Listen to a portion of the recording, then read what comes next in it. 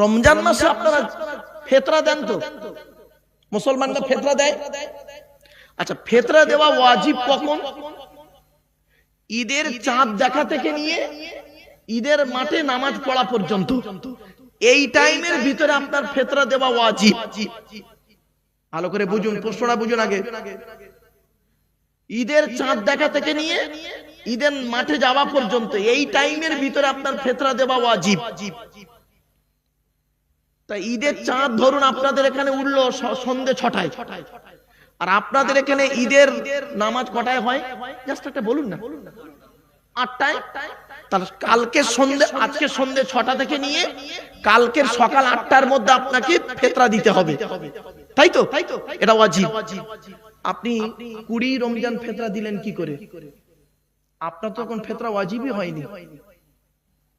আপনি ঈদের পরে ফিতরা দিলেন কি করে?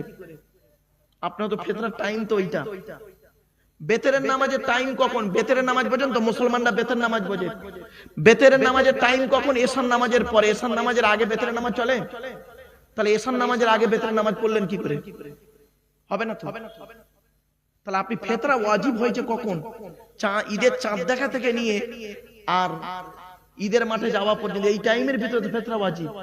আপনি এই 20 রমজান ফিতরা দিলেন কি করে?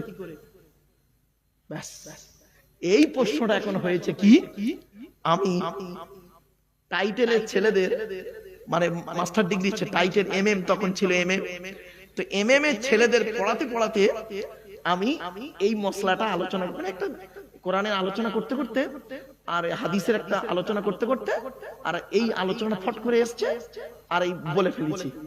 বললাম বল দেখি তোরা। ওরা তো অবাক। আপনারা প্রশ্ন বুঝতে পেরেছেন? তাহলে কি করে দিলেন? বেতেরের নামাজ তো হয়তো এশার নামাজের পরে, তা আপনার তো এখন ওয়াজিব হয়নি। 20 রমজান তো আপনার ফিতরা ওয়াজিব হয়নি। আপনি 20 রমজান একটা গরিবকে ফিতরা দিলেন কি করে? আবার করলেন ঈদের 4 দিন পরে একজনকে ফিতরা দিলেন কি করে? তাহলে কাজা করে ফেললেন। হ্যাঁ, সেই তো। এখন এই ওয়াজটা আমি করেছিলাম পশ্চিম বাংলার বাইরে কোন এক রাজ্যে, নাম বলছি না। এখন সেইখানের একজন মুসলমান মাস্টার, স্কুলের টিচার, উনি আমার বক্তব্যটা শুনছিলেন। শুনে ওনার মাথায় লেগেছে। উনি এখন করেছে কি বললে মারাত্মক প্রশ্ন। এখন উত্তরটা বাবা আমি স্টেজে আর দিইনি, ভুলে গেছি, আলোচনা করতে করতে ভুলে গেছি, নেমে এসেছি। ওনার মাথায় প্রশ্নটা রয়ে গেছে। এখন রমজান মাস পড়েছে, উনি এখন করেছে কি, ফোন করে পশ্চিম বাংলার বহু বক্তাকে ফোন করে জিজ্ঞাসা করছে এই মশলাটা কি হবে। এখন তো ওয়াজিবই হয়নি ফিতরা, আমি কি করে ফিতরা দেব? প্রত্যেক বক্তা বলেছে হ্যাঁ জায়েজ আছে। আরে জায়েজটা কেন আছে বলতে হবে তো, কারণ বলতে হবে তো নাকি? আরে ভাই বলুন না, কারণ বলতে হবে তো, তবেই তো আপনি জায়েজ বলবেন। কারণটা কি? তারপরে ঘুরে ঘুরে মশলাটা এই হতবাগার কাছে আসে। হঠাৎ আমার এক ছাত্র বলছে, সে এখন চাকরি করে, বলছে স্যার এরকম একটা মশলা এসছে, একটু বলুন না। কি বলছে? এরকম রোজার এই ব্যাপার। শুনে নিন, আজকের উত্তরটা বলে দিচ্ছি। প্রশ্নটা বুঝতে পেরেছেন আপনারা? আরে ভাই বলুন না একটু, প্রশ্ন বুঝতে পেরেছেন তো? এবার উত্তরটা শুনে নিন। ইবাদতের দুটো ভাগ। কটা? যতদিন বাজে মুসলিমদের বলে দিচ্ছি, ইবাদত 2 প্রকারের। কি কি? ইবাদতে মালি, ইবাদতে বাদানি। বাদান মানে শরীর, শরীর দিয়ে ইবাদত হয়, আর মাল দিয়ে ইবাদত হয়, টাকা পয়সা দিয়ে ইবাদত হয়। শরীর দিয়ে যে ইবাদত হয়, ওই ইবাদতের নির্দিষ্ট সময় আছে, ওই নির্দিষ্ট সময়ের মধ্যে করতে হবে। নির্দিষ্ট সময়ের আগে করলে হবে না, পরে করলে কাজা। কিছু বুঝতে পারছেন? যেমন 5 ওয়াক্ত নামাজ, 5 ওয়াক্ত নামাজ, জোহরের নামাজ আপনি টাইম আছে একটা, ওই টাইমের মধ্যে যদি পড়েন তো ভালো, টাইমটা পার হয়ে গেলে কাজা। ক্লিয়ার? ওটা হলো ইবাদতে বাদানি, শরীর দিয়ে ইবাদত। রমজান মাসের রোজা, রোজাটা রমজান মাসেই হয়, অন্য মাসে রমজান মাসের রোজা হবে না। যদি রমজান মাসের মধ্যে করতে পারেন তো আদায় হলো, আর যদি মধ্যে করতে না পারেন পরে করলে কাজা। আর রমজান মাসের আগের মাসে রোজা করলে ওই নিয়তে হবে না। তাহলে ইবাদতে বাদানি শরীর দিয়ে যে ইবাদত হয় তার নির্দিষ্ট সময় আছে, নির্দিষ্ট দিন আছে। ক্লিয়ার? আর ইবাদতে মালি, মাল দিয়ে যে ইবাদত হয় ওই ইবাদতের নির্দিষ্ট কোনো সময় নেই, নির্দিষ্ট কোনো তারিখ নেই, নিয়তটাই হলো মেন। তার মানে আমার ফিতরা ওয়াজিব হয়েছে কখন? সেই সন্ধ্যে 6টা থেকে নিয়ে সকাল 8টার মধ্যে ফিতরা ওয়াজিব। আমি নিয়ত করেছি যদি বেঁচে থাকি ফিতরাটা আমি আদায় করব, ওই জন্য 20 রমজানে ফিতরা দিয়ে দিলাম। ওর নির্দিষ্ট কোনো সময় নেই। যাকাত, ফিতরা এইগুলো। তাহলে ইবাদতে দুটো ভাগ, ইবাদতে মালি, ইবাদতে বাদানি। এমন একটা ইবাদতের নাম বলতে পারেন আপনারা যার মধ্যে ইবাদতে মালি আছে আবার ইবাদতে বাদানি আছে। শরীর দিয়ে ইবাদত হবে আবার মাল দিয়েও করতে হবে। সেই ইবাদতটার নাম কি জানেন? হজ। কি বললাম? হজ। হজ হজটা হলো ইবাদতে বাদানি, শরীর দিতে হবে। হজে যে কি হয়, যারা হাজী সাহেব আছে ওরা বোঝে, ওমরা টোমরা যারা করেছে না ওরা বুঝতে পারছে। শরীর দিয়ে ইবাদত, আবার ওই নির্দিষ্ট সময় আছে। জিলহজ মাসের 10 তারিখেই হজ, ওই সময়ের মধ্যে করতে হবে, আবার টাকাও লাগবে। তাহলে মালি বাদানি দুটো হলো ইবাদতের নাম হজ, আর ইবাদতে মালি, ইবাদতে বাদানি। উত্তরটা পেলেন আপনারা? আমার বাপেরা, এসব আলোচনা না খুব ডিপলি আলোচনা, আলেম উলামাদের কাছে খুব ভালো লাগবে, কিন্তু আম মানুষ যারা বুঝতে পারে না তাদের কাছে মনে হবে যেন গল্প করছে বেকার বেকার। চলুন এবার প্রশ্ন করুন কোরআনকে। কোরআন তুমি বলো, তুমি পৃথিবীতে নাজিল হলে কবে? কোরআন বলছে রমজান মাসে নাজিল হয়েছি। আবার প্রশ্ন করুন কোরআন তুমি বলো, রমজান মাসে নাজিল হয়েছে, কোন তারিখে নাজিল হয়েছে বলো? কোরআন নিজেই বলছে ইন্না আনজালনাহু ফি লাইলাতিল কদর, আমি লাইলাতুল কদরের রাতে কোরআন নাজিল হয়েছি। এজন্য আপনাদেরকে অনুরোধ করে বলে যাচ্ছি, লাইলাতুল কদরের রাতটা ইবাদতের রাত। এখন লাইলাতুল কদরটা কবে?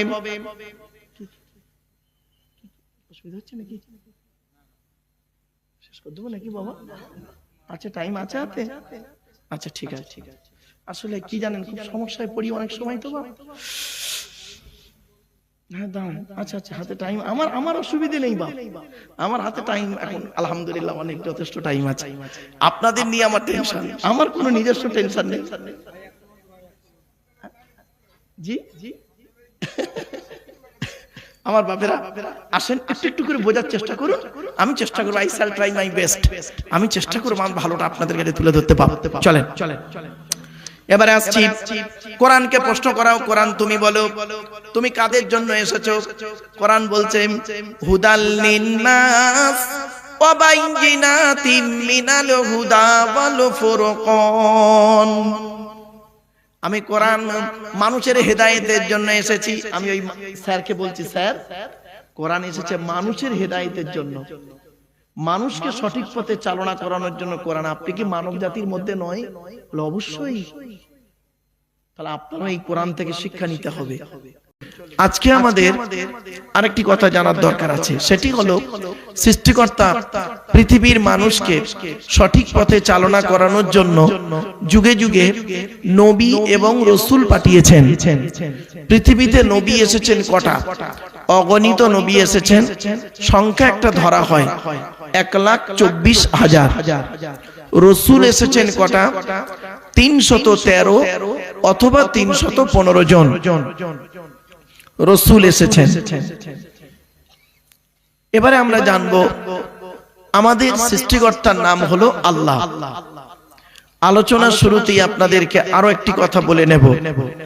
আজকের আলোচনার জন্য আমরা সৃষ্টিকর্তার কাছে একটু দোয়া চাইবো। তার আগে একবার উচ্চ আওয়াজে দরুদ শরীফ, আল্লাহুম্মা সাল্লি আলা সাইয়্যিদিনা মাওলানা মুহাম্মদ ওয়া আলা আলি সাইয়্যিদিনা মাওলানা মুহাম্মদ, আল্লাহুম্মা আমিন।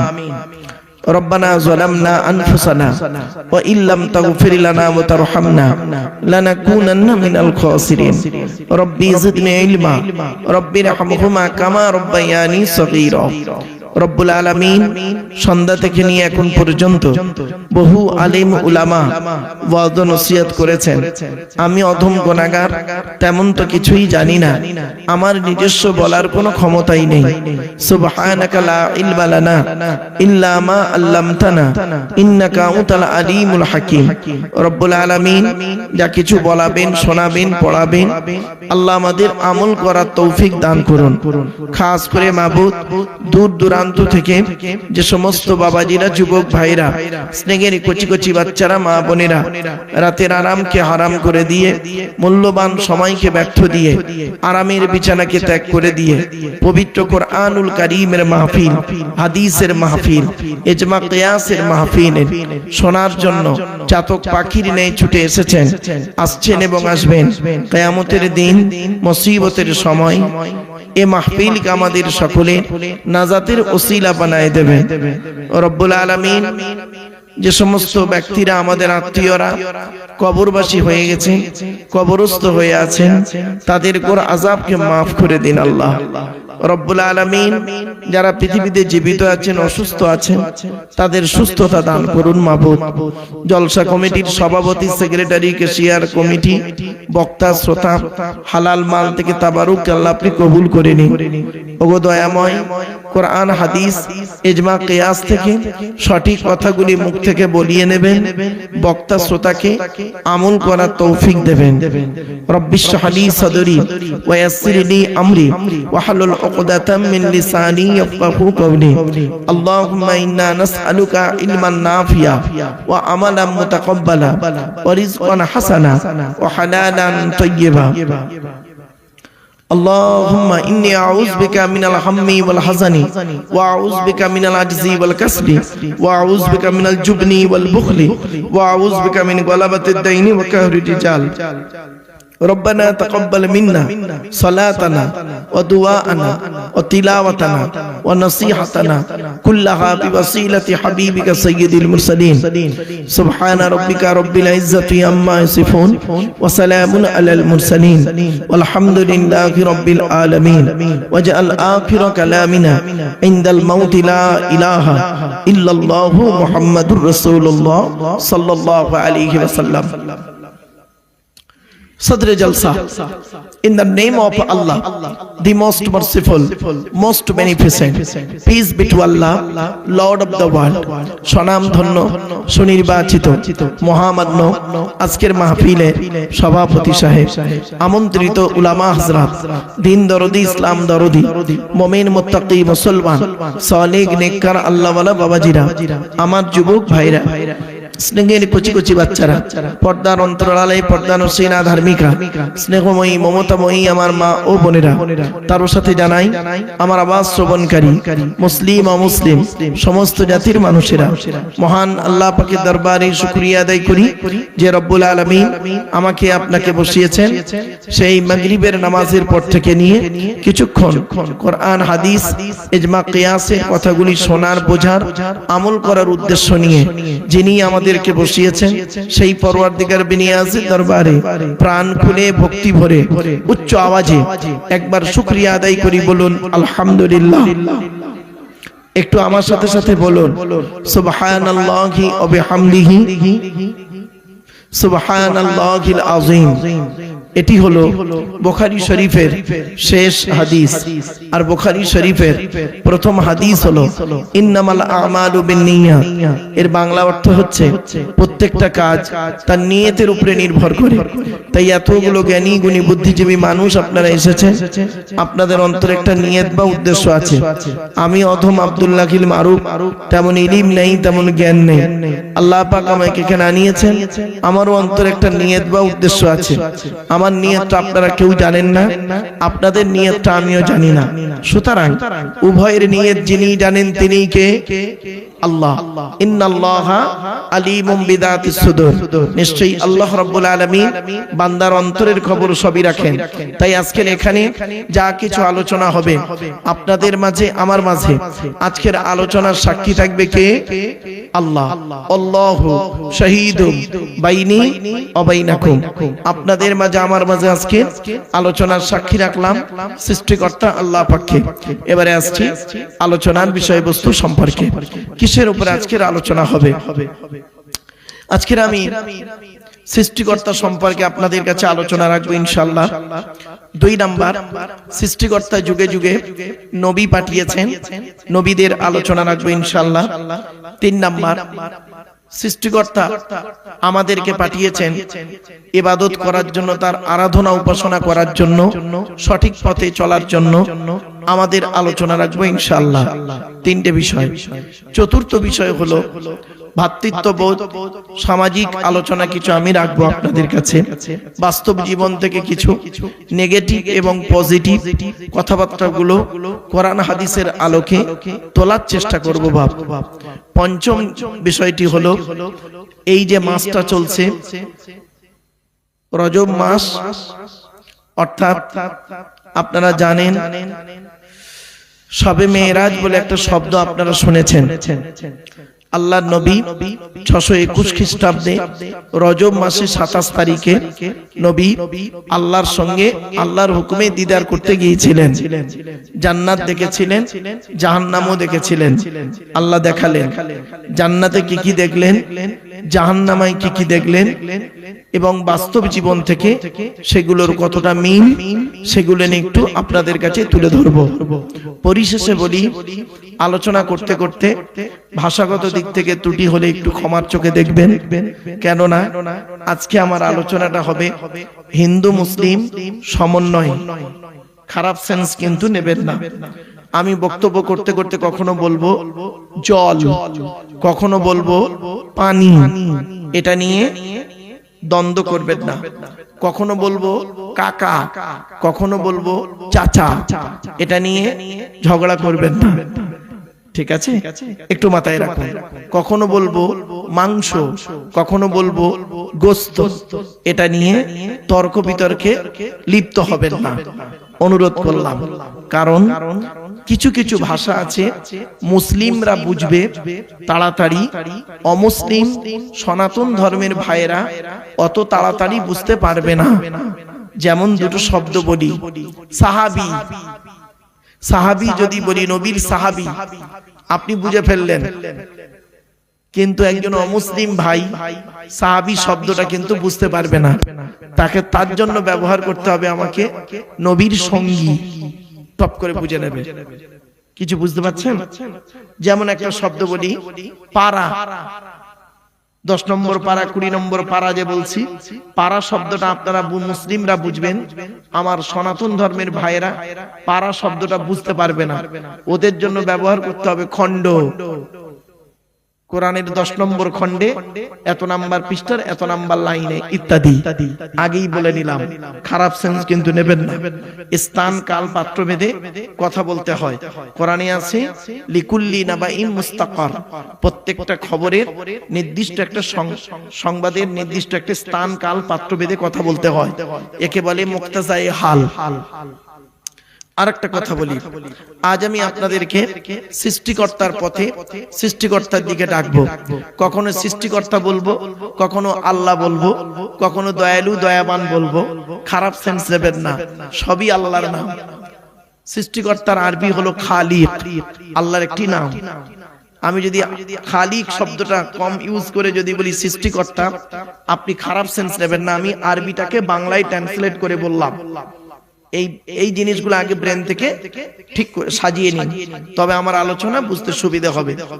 পরিশেষে আরেকটি কথা আপনাদেরকে বলবো, আপনাদের হাতে একটু সময় হবে, আছে তো? ও ভাই ঘড়ি আছে নাকি স্টেজে? ওখানে নেই তো? ঠিক আছে, ব্যাস। স্টেজে ঘড়ি থাকলে একটু প্রবলেম হয়, কি জানেন, মানে আমার যে কথাটি আপনার কানে লাগবে, মনে লাগবে, তখন আপনি আমার মুখের দিকে চেয়ে থাকবেন। আর যেটা দেখবেন আমার যে কথাটি আপনার মতের বিরুদ্ধে যাবে, তখন আপনি আমার দিকে না তাকিয়ে ঘড়ির দিকে দেখবেন আর মনে মনে বলবেন, এ কখন শেষ করবে বলতো। একদম বাস্তবটাই বললাম। এই জন্য স্টেজে ঘড়ি থাকলে আমি একটু কমিটিকে বলি, ভাই একটু নামিয়ে দিন, অন্য কোনো সেন্সে নয়। চলেন, এবারে আসছি।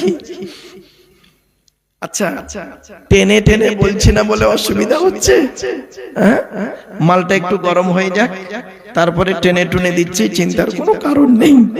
চলো আসছি। আমাদের সৃষ্টিকর্তার নাম কি আপনারাই বলুন, জোরে বলুন। আল্লাহ।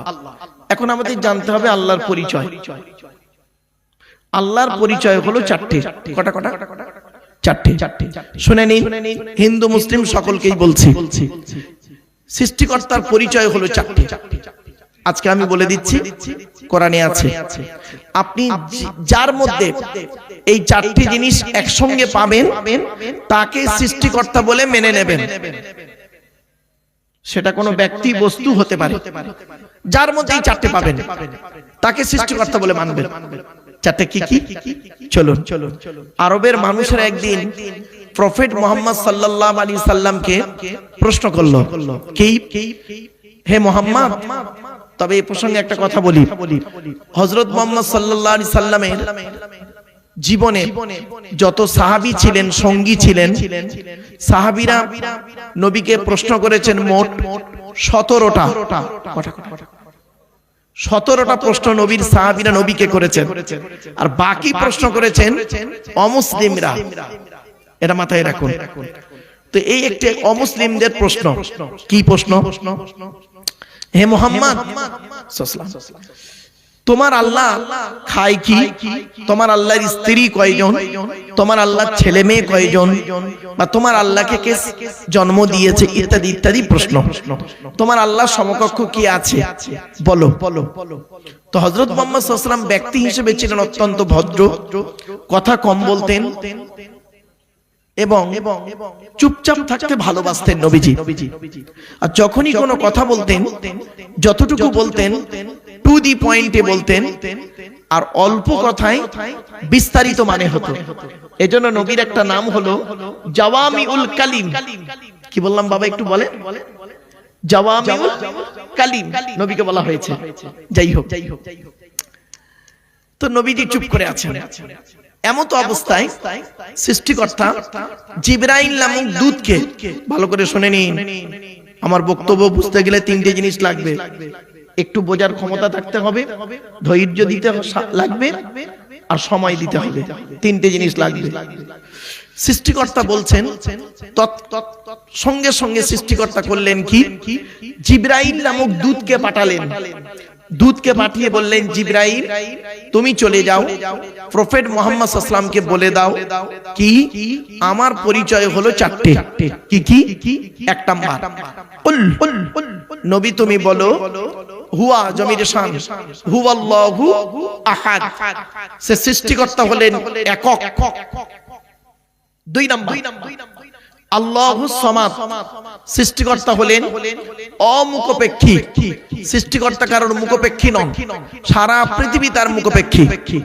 তিন নাম্বার, লাম ইয়ালিদ ওয়া লাম ইউলাদ, সৃষ্টিকর্তা কাউকে জন্ম দেয়নি, আর সৃষ্টিকর্তাকে কেউ জন্ম দেয়নি।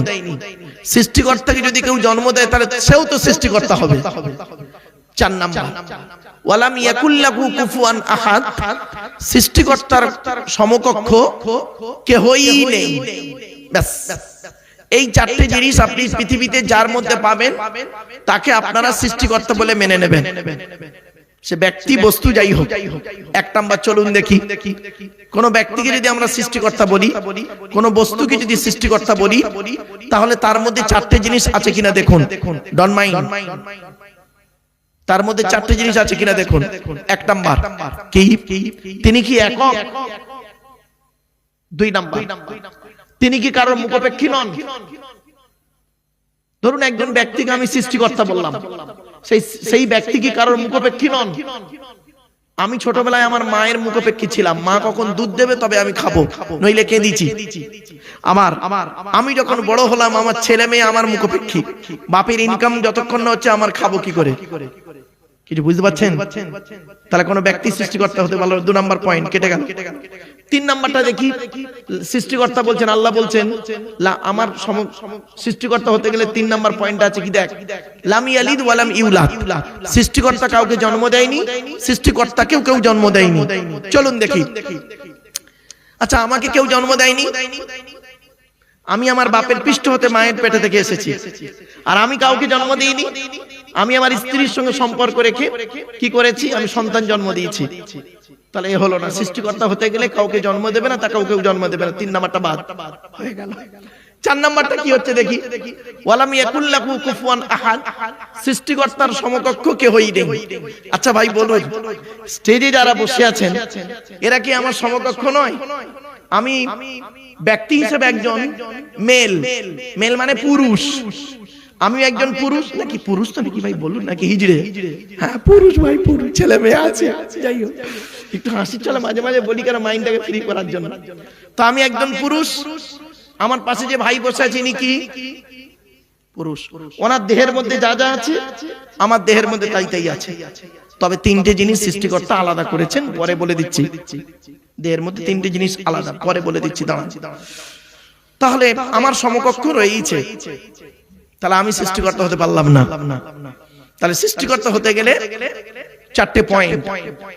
এবার আসি, এই 4টে জিনিস একসঙ্গে কার মধ্যে আছে? সকল ধর্মের মানুষ, সকল ধর্মগুরুরা এক কথাই মেনে নিয়েছেন সৃষ্টিকর্তা হলেন একজন, তিনি হলেন আল্লাহ। জোরে বলো। চলুন দেখি তাওরাত কি বলে দেখি। তাওরাতে বলা হয়েছে তোমরা আল্লাহর ইবাদত করো, জবুরে বলা হয়েছে তোমরা আল্লাহর ইবাদত করো, ইনজিলে বলা হয়েছে তোমরা আল্লাহর ইবাদত করো, এমন কি ঋগ্বেদের মধ্যে বলা হয়েছে অল্লং ষষ্ঠং অল্লং পূর্ণাম ব্রহ্মাম, আল্লাহই শ্রেষ্ঠ, আল্লাহই পরিপূর্ণ। আর কোরআন কি বলছে দেখি, কুল হুয়াল্লাহু আহাদ। হয়ে গেল। সৃষ্টিকর্তাকে আমরা খুঁজে পেলাম, সৃষ্টিকর্তা হলেন একক। এবার আসছি, তিনি আমাদের সৃষ্টি করেছেন। এবার আমাদের সম্পর্কে আমরা একটু আলোচনা করে নিই, চলুন। এজন্য ইসলাম এমন একটা ধর্ম, কয়েকটা পয়েন্ট আপনাদের বলে দিচ্ছি, শুনে নিন। এই শব্দগুলো আমি আর দ্বিতীয়বার বলবো না। হিন্দু মুসলিম সকলে শুনে নিন, যুবক যুবতী সকলকেই বলছি। প্রিয়জন আর প্রয়োজন, কি বললাম বাবা একটু বলবেন? প্রিয়জন আর প্রয়োজন। আপনি সৃষ্টিকর্তার প্রিয়জন হন, প্রয়োজন হবেন না। বিপদে পড়েছেন, সৃষ্টিকর্তাকে ডাকছেন, রব্বানা যালামনা আনফুসানা, আল্লাহ আমি বিপদে পড়েছি তুমি আমাকে বাঁচাও। তো আল্লাহ যখন বাঁচিয়ে দিল তখন আপনি ভুলে গেলেন, এটা হলো প্রয়োজন। এই বান্দাকে সৃষ্টিকর্তা বেশি ভালোবাসে না। প্রিয়জন হন, সুখের দুঃখের দিনে যেমন সৃষ্টিকর্তাকে ডাকছেন, সুখের দিনেও তেমন সৃষ্টিকর্তার শুকরিয়া আদায় করবেন, ওই লোকটা হবে প্রিয়জন।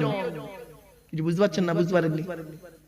আপনি সৃষ্টিকর্তার প্রয়োজন হবেন না, প্রিয়জন হন। তাহলে একটা শব্দ পেলেন, প্রিয়জন, প্রয়োজন। 2 নম্বর শব্দ বলছি, আবেগ আর বিবেক। কি বললাম? আবেগ আর বিবেক। ইসলাম আবেগের ধর্ম নয়, ইসলাম বিবেকের ধর্ম। ইসলামে আবেগ নিয়ে চলে না, আবেগ নিয়ে কোনোদিন ইসলামে কাজ করতে যাবেন না, বলে দিলাম। কেন? পেছনে একটা কোরআনের আয়াত দিয়ে দিই, বুঝতে সুবিধা হবে আপনাদের। প্রফেট মুহাম্মদ সাল্লাল্লাহু আলাইহি সাল্লাম একদিন দাঁড়িয়ে আছেন, এমত অবস্থায় ওনার সঙ্গী সাহাবীদেরকে বলছেন, শোনো, তোমরা আমাকে পূর্ববর্তী নবীদের উম্মতদের মতো ভক্তি করতে গিয়ে জাহান্নামী নরকবাসী হয়ো না। তখন এক ব্যক্তি বললেন, হে নবী, পূর্ববর্তী যুগের নবীদের উম্মতেরা, অনুসারীরা, তারা তাদের নবীকে সম্মান করতে গিয়ে জাহান্নামী নরকবাসী হয়েছে? বলছে হ্যাঁ হয়েছে তো। বলে সে তো নবীকে সম্মান করে আবার জাহান্নামে যায়। বলল হ্যাঁ। ব্যাস, এমত অবস্থায় সৃষ্টিকর্তা জিবরাইল নামক দূত ফেরেশতা জিবরাইলকে বললেন, জিবরাইল চলে যাও। কোরআনের জিবরাইল এলেন, কোরআনের এই বাক্যটি তখনই অবতীর্ণ হলো। শুনে নিন, ওয়াকালাতিল ইয়াহুদু উযাইরু ইবনুল্লাহ ওয়াকালাতিন নাসারাল মাসীহু ইবনুল্লাহ। কোথায় আছে? 10 নম্বর পারাবা খণ্ডের 10 নম্বর পৃষ্ঠাতে 11 নম্বর লাইনে, সূরার নাম সূরা তাওবা, 30 নম্বর বাক্য বা আয়াতে। এর বাংলা মানে কি? ইহুদি জাতি উজায়ের বলে একজন নবীকে ভক্তি করতে করতে করতে করতে একদম উজায়েরকে নবী না বলে বলল উজায়ের নবী নয়, তবে কে? উজায়ের আল্লাহর বেটা। নাউজুবিল্লাহ বলুন। আল্লাহ বললেন লাম ইয়ালিদ ওয়া লাম ইউলাদ, আমি কাউকে জন্ম দেইনি, কেউ আমাকে জন্ম দেয়নি। গেল বাদ হয়ে। খ্রিস্টানরা ঈসা নবীকে ভক্তি করতে করতে করতে করতে ওরা কি করলো? কোরআন বলছে সালিসুন সালাসা, 3 দলে বিভক্ত হলো। এক দল বলল ঈসা নিজেই আল্লাহ, নাউজুবিল্লাহ বলুন। আর এক দল বলল হট, আল্লাহ হলে এত দেরিতে এলো কেন? আল্লাহ নয়, তবে কি? আল্লাহর বেটা, নাউজুবিল্লাহ বলুন। আর এক দল বলল না, ঈসা আল্লাহও নয়, আল্লাহর বেটাও নয়, তবে কে? ঈসা হলো আল্লাহর বান্দা, আল্লাহর নবী। এই বিশ্বাসীতে ছিল মাত্র 12 জন। কতজন? এই বিশ্বাসী যারা, তাদের সঙ্গে আমাদের মেয়েদের বিয়ে দেওয়া জায়েজ, তারা যদি কিছু জবাই করে দেয় আমাদের খাওয়া জায়েজ। এই বিশ্বাসী লোক ছিল মাত্র মোটে 12 জন। ঈসা নবীকে যখন আল্লাহ পাক তুলে নিলেন, একটা ঘরের মধ্যে ছিলেন, এই 12 জন সঙ্গীকে নিয়ে ঈসা নবী ছিলেন। এই 12 জন বাপেরা, অনেক দীর্ঘ আলোচনা এগুলো, চলুন। এই জন্য বলছি ইসলাম আবেগের ধর্ম নয় বাবা, বিবেকের ধর্ম। চলুন, আরেকটা শব্দ আপনাদের বলে দিচ্ছি, সেটা কি? ভালোবাসা, ভালো লাগা, দুটো কিন্তু এক নয়। ভালোবাসা, ভালো লাগা দুটো এক নয়। বাড়ি থেকে একটু ভাববেন। আরেকটি শব্দ আমি বললাম আপনাদেরকে, কি শব্দটি? হচ্ছে ইতিহাস আর পরিহাস। কি বললাম বাবা, একটু বলবেন? ইতিহাস আর পরিহাস। এই যুবক ছেলে, হিন্দু মুসলিম, এই হিন্দু মুসলিম যুবক, তুমি যদি জীবনে উন্নতি করতে পারো, তোমার গায়ের ছেঁড়া জামাটা হবে জনগণের ইতিহাস। আর জীবনে যদি উন্নতি করতে না পারো, তোমার গায়ে সুন্দর পোশাকটা হবে জনগণের পরিহাস, মানে ঠাট্টা ঠাট্টা। এই জন্য কটা 4টে শব্দ মাথায় রাখুন। আমার বক্তব্যের শুরুতেই, আজকে আলোচনা শুনতে বসেছেন, 4টে শব্দ মাথায় রাখুন। 1 নাম্বার বলেছিলাম কি? প্রিয়জন, প্রয়োজন। সৃষ্টিকর্তা আল্লাহর প্রিয়জন হন, প্রয়োজন হবেন না। 2 নাম্বার হলো কি বলেছি? আবেগ আর বিবেক। 3 নাম্বার কি বলেছি? ভালোবাসা, ভালো লাগা, দুটো এক নয়। 4 নাম্বার বললাম ইতিহাস, পরিহাস। এই 4টে শব্দ বললাম বাবা, বক্তব্যের শুরুতেই বলে নিলাম। কেন? যখন আমি স্পিডে কথা বলবো তখন টক টক টক টক করে যেন মাথায় ঢুকে যায়, সেই জন্য। আচ্ছা, আপনারা আমার কথাগুলি বুঝতে পাচ্ছেন? আরে ভাই বলুন না, বুঝতে পাচ্ছেন তো? ব্যাস। ওয়াজটা কি জানেন? শুনে বুঝে প্র্যাকটিক্যাল করার নাম হলো ওয়াজ। শুনে বুঝে প্র্যাকটিক্যাল করার নাম হলো ওয়াজ।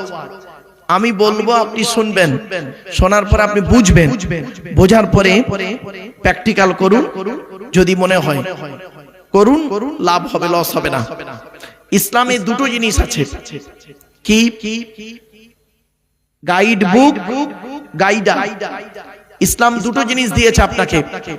সৃষ্টিকর্তা কোরআনে বলেছেন 14 নম্বর পারাবা খণ্ডের 14 নম্বর পৃষ্ঠা 12 নম্বর লাইনে, সূরার নাম সূরা নাহলে আল্লাহ বলছেন, ওয়াল্লাহু আখরাজাকুম মিন বুতুনি উম্মাহাতিকুম লা তা'লামুনা শাইয়্যা ওয়া জা'আলা লাকুমুস সামআ ওয়াল আবসারা ওয়াল আফইদা লাআল্লাকুম তাশকুরুন। আল্লাহ পাক বলছেন যে আমি আল্লাহ তোদেরকে তোদের মায়ের পেটের ভিতর থেকে বের করেছি, লা তা'লামুনা শাইয়া, পৃথিবীর কোনো ভাষাই তুই জানতি কিনা, ওয়া জাআলা লাকুমুস সামআ, শোনার জন্য কান দান করেছি, ওয়াল আবসারা, বোঝার জন্য এই দেখার জন্য চোখ দান করেছি, ওয়াল আফইদা, বোঝার জন্য হৃদয় দান করেছি। কেন? লাআল্লাকুম তাশকুরুন, যাতে করে তুই পৃথিবীতে কৃতজ্ঞতা যাপন করতে পারিস। তো ইসলামে দুটো জিনিস আছে, একটা গাইড বুক, গাইডার।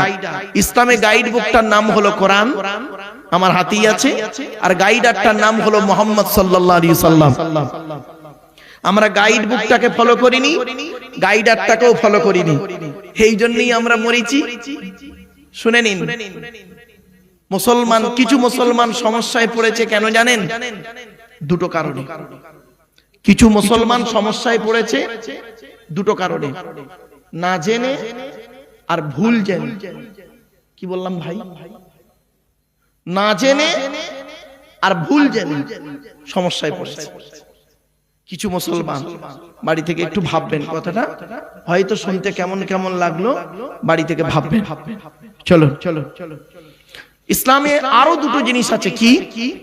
ইসলাম বলছে, ইসলামে আছে কম্পিউটার শিখতে গেলে দুটো জিনিস লাগে, থিওরি, প্র্যাকটিক্যাল। ইসলামে দুটো জিনিস আছে, থিওরি, প্র্যাকটিক্যাল। ইসলামে থিওরিটার নাম কোরআন, প্র্যাকটিক্যালটার নাম হলো মুহাম্মদ সাল্লাল্লাহু আলাইহি সাল্লাম।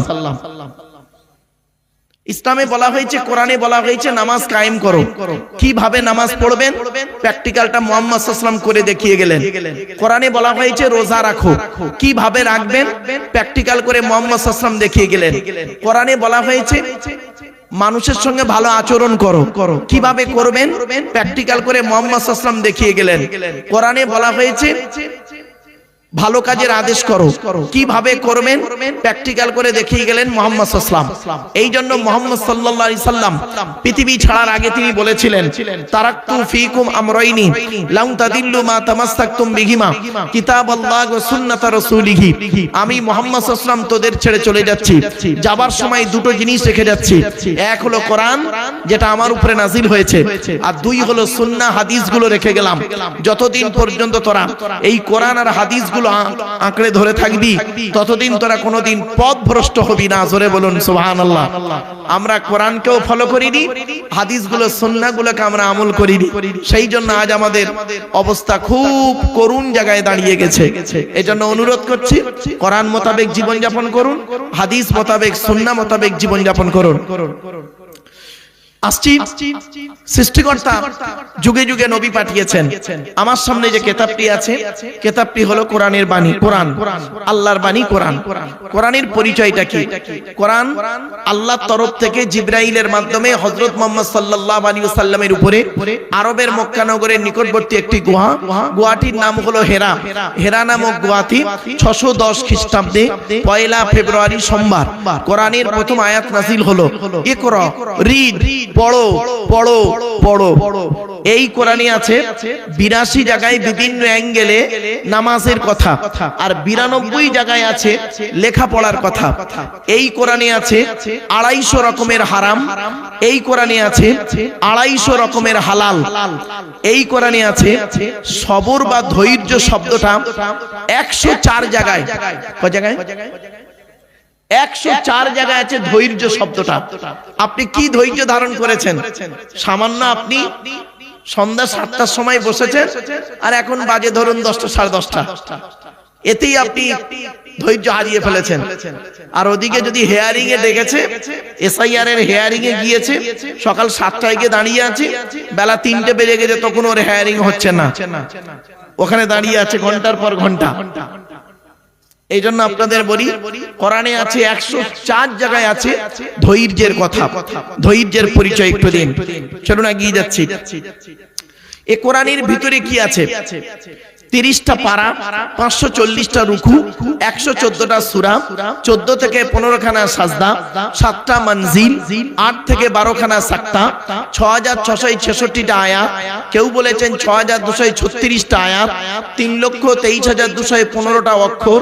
এ কোরআন 22 বছর 9 মাস 14 দিন, কম বেশি 23 বছর ধরে কোন ঘটনাকে কেন্দ্র করে, কোন ব্যক্তিকে কেন্দ্র করে, কোন বস্তুকে কেন্দ্র করে, কোন জায়গাকে কেন্দ্র করে কোরআনের আয়াতগুলো নাজিল হয়েছে। ৬,০০০ আয়াত নাজিল হয়েছে, ১২,০০০ জায়গায় নাজিল হয়েছে। একটা উদাহরণ দেবো? আরে ভাই বলুন না, বলুন একটা উদাহরণ দেবো। হ্যাঁ শুনে নিন, ভুলটা সংশোধন করুন, ভুলটা সংশোধন করুন। এখানে ভালো করে শুনে নিন, অন ক্যামেরার সামনেই বলছি বাবা। এজন্য মা বোনদের বলে যাচ্ছি, বাপ চলে গেছে, মা চলে গেছে, ভাই চলে গেছে, বোন চলে গেছে, দাদা দাদি, নানা নানি, খালা খালু, ফুপা ফুফু, মামা মামি, শ্বশুর শাশুড়ি চলে গেছে। তাদের জন্য আপনি কি করতে পেরেছেন শুনে রেখে দিন বাবা। করজোড়ে বলে যাচ্ছি আপনাদেরকে, আগামী বছর ইসালে সব এই জলসার জন্য এমন কোন ব্যক্তি আছে বাপের মায়ের জন্য 50 কিলো মুরগি দেবে। একজন ব্যক্তির কাছে আমি চাইছি বাবা, খাস করে দোয়া চাইবো, বাপের নামে মায়ের নামে আগামী বছর এই সালে সবে, স্ত্রীর নামে, স্বামীর নামে, শ্বশুরের নামে, শাশুড়ির নামে এমন কোন মা বোন বাবাজি যুবক ভাই আছেন, আগামী বছর জলসার জন্য আপনাদের কাছে বেশি নয় 50 কিলো মুরগি চেয়েছি। আচ্ছা বাবা, 50 কিলো যদি কষ্ট হয়, 25 কিলো মুরগি দেবেন একজন ব্যক্তিকে আছে। একটু দয়া করে হাতটা তুলুন না বাবা। 25 কেজি মুরগি চেয়েছি, মুরগির মাংস 25 কিলো দেবে। একজন কি আছে বাপ, বাপের নামে মায়ের নামে, বাপে রেখে যাওয়া সম্পত্তি ভোগ করছেন, মায়ে রেখে যাওয়া গহনাগুলো স্ত্রীকে পরাচ্ছেন, তাদের নামে দান করুন। আল্লাহ এ দান কোনোদিন বিফলে দেবে না। কয়েক মিনিটের জন্য আপনাদের কাছে একটু ভিক্ষা চাইবো, তারপরে আমি মোনাজাত করে দেবো বাপ। দেখতে দেখতে প্রায় 2.5 ঘন্টা হয়ে গেছে, আর কয়েক মিনিট হলেই তো শেষ। এজন্য আপনাদেরকে আমি বলছি বাপ, একজন ব্যক্তি কে আছে বাম্মার নামে দেবে, স্ত্রীর নামে, শ্বশুর শাশুড়ির নামে, ভাই বোনের নামে, কলিজার টুকরা সন্তান চলে গেছে সেই সন্তানের নামে দেবে, দাদু দাদি, নাতি নাতনির নামে দেবে 25 কিলো মুরগি। একজন ব্যক্তি কে আছে বাপ, একটু দয়া করে মেহেরবানি করে দেন না, আল্লাহর হস্তে দেন। বাপের একজনের কাছে চাইছি ভিক্ষাটা, একটু দয়া করে মেহেরবানি করে দেন। অথবা বেশি নয় 50 কিলো চাল দেবে একজন ব্যক্তি কে আছে, 50 কিলো চাল, 50 কিলো চাল দেবে। আলহামদুলিল্লাহ। কি নাম? কাশেম আলী সাহেব। কার নামে বাবা? আব্বা মার নামে কাশেম আলী বাবাজি। কি দেবেন? 50 কিলো চাল। নারায়ে তাকবীর, নারায়ে তাকবীর। আলহামদুলিল্লাহ বাবা। আরেকজন ব্যক্তি দেবে 50 কিলো চাল। কে আছে? 50 কিলো চাল চেয়েছি, অথবা 1 টিন তেল চেয়েছি, 1 টিন তেল দেবেন। কে আছেন? আল্লাহর নবীর জলসায় কোরআনের মাহফিলে বাপের নামে মায়ের নামে 1 টিন তেল দেবেন একজন ব্যক্তি। কে আছে? খাস করে দোয়া চাইবো বাবা, 50 কিলো চাল অথবা 1 বস্তা আলু, 1 বস্তা আলু দেবে। কে আছে? একটু দয়া করে মেহেরবানি করে হাতটা তুলুন না বাপ। কি নাম? আব্দুল মজিদ বাবাজি। কি মা বাপের নামে কি দিলেন? 1 বস্তা আলু। আলহামদুলিল্লাহ। নারায়ে তাকবীর, নারায়ে তাকবীর। মা বোনদের কাছে একটু যান না ভাই, মা বোনদের কাছে একটু যান, একটু দয়া করে মেহেরবানি করে মায়েরা বোনেরা একটু দিন, আল্লাহর রাস্তে দিন। বাবা তাড়াতাড়ি চলে আসেন, এখনই দোয়া হয়ে যাবে, চিন্তার কোনো কারণ নেই। কয়েক মিনিটের মধ্যে দোয়া হয়ে যাবে, চিন্তা নেই বাপেরা। আর 50 কিলো চাল দেবে একজন। কে আছে বাবা? 25 কিলো মুরগি দেওয়ার মতো কেউ নেই, আল্লাহর কোনো বান্দা নেই। 1 টিন তেল দেবে। 1 টিন তেল চেয়েছি আপনাদের কাছে, 1 টিন তেল। বাপেরা একটু দয়া করে মেহেরবানি করে দেন। বাপ চলে গেছে, মা চলে গেছে, ভাই চলে গেছে, বোন চলে গেছে, দাদা দাদি, নানা নানি, খালা খালু, ফুপা ফুফু, মামা মামি, শ্বশুর শাশুড়ি, ছেলে মেয়ে চলে গেছে। তাদের রুহে মাগফিরাতের জন্য আল্লাহর কাছে দিচ্ছেন। অনেকে অসুস্থ আছেন, সুস্থতা কামনা করে একটু দান করেন। মনে রাখবেন, মুরগির মাংস করা হয় কেন জানেন? আমার হিন্দু মুসলিম ভাইরা ভাতৃত্ব বজায় রাখার জন্য আমি অনুরোধ করি এদেরকে যে আপনারা হিন্দু মুসলিম কাঁধে কাঁধ মিলিয়ে চলবেন। খবরদার কোন ধর্মের মানুষ কোন ধর্মকে কটূক্তি, ধর্মগ্রন্থকে কটূক্তি, ধর্মগুরুকে কটূক্তি খবরদার করবেন না। এটা কোরআনে নিষেধ আছে, হাদিসেও আছে। এজন্য অনুরোধ করে আপনাদেরকে বলছি, ভাতৃত্ব বজায় রাখবেন, হিন্দু মুসলমান কাঁধে কাঁধ মিলিয়ে চলবেন, একে অপরের বিপদে ঝাঁপিয়ে পড়বেন। মনে রাখবেন চোখ দুটো বন্ধ হয়ে গেলে সব শেষ। এজন্য আপনাদেরকে আমি অনুরোধ করছি, একজন ব্যক্তি কে আছে আল্লাহর রাস্তায় একটু দান করেন। আল্লাহর রাস্তায় এক বস্তা আলু দেবে কে আছে, আর এক বস্তা আলু দেবে কে আছে বাবা, একটু দয়া করে মেহেরবানি করে নামটা লেখান না। 1 বছর বাকি জলসা, আগামী বছর জলসার জন্য আপনারা দান করবেন। দয়া করে মেহেরবানি করে একটু দান করেন, একটু দয়া করে মেহেরবানি করে দেন, আল্লাহর রাস্তায় দেন। বাপেরা, একজন ব্যক্তি কে আছে 50 কিলো চাল দিয়েছে আমার এক বাবাজি, আর একজন ব্যক্তিকে দেবে 50 কিলো চাল। 50 নয় 25 কিলো চাল দেন, 25 কিলো চাল দেন আগামী বছর ইসালে সওয়াবের জন্য। এই জলসায় এত সুন্দর এই গ্রামের মানুষেরা বিভিন্ন দিকের সহযোগিতা করে আজকের এই জলসা কায়েম করেছেন। তাই আপনাদের কাছে আমি অনুরোধ করছি, বাপের নামে, মায়ের নামে, দাদা দাদি, নানা নানি, খালা খালু, ফুপা ফুপু, মামা মামি, শ্বশুর শাশুড়ির নামে আল্লাহর রাস্তায় একটু দান করেন। একজন ব্যক্তি কে আছে একটু হাতটা তুলুন না বাবা, দয়া করে মেহেরবানি করে একটু দান করেন।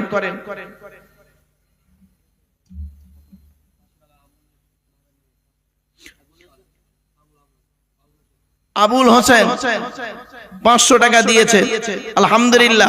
বাবা একটা 1000 টাকা দেবে একজন ব্যক্তি কি আছে, 1000 টাকা চেয়েছে আপনাদের কাছে। আল্লাহর কোন বান্দা আছে 1000 টাকা দান করবেন, আল্লাহর রাস্তায় একটু দান করেন না। আল্লাহর কোরআন বলছে, আল্লাযীনা ইনফিকুনা আমওয়ালাহুম বিল-লাইলি ওয়ান-নাহারি সিররাম ওয়া আলানিয়াতান ফালাহুম আজরুহুম ইনদা রাব্বিহিম ওয়া লা খাউফুন আলাইহিম ওয়া লা হুম ইয়াহজানুন। আল্লাহ পাক বলেন, যারা আল্লাহর রাস্তায় টাকা পয়সা ধন সম্পদ গুলোকে দান করেছে, রাতের বেলা দান করে, দিনের বেলা দান করে, গোপনে দান করে, প্রকাশ্যে দান করে, ফালাকুম আজরুকুম ইনদা রাব্বিহিম ওয়া লা খাউফুন আলাইহিম ওয়া লা হুম ইয়াহজানুন। তাদের কোনো ভয় নাই, তাদের কোনো চিন্তা নাই। তাই আপনাদের কাছে আমি ভিক্ষা চাইছি বাবা, আল্লাহর রাস্তায় একজন ব্যক্তি কে আছে একটু দয়া করে হাতটা তুলুন না বাবা। 500 টাকা দেবেন অথবা 1000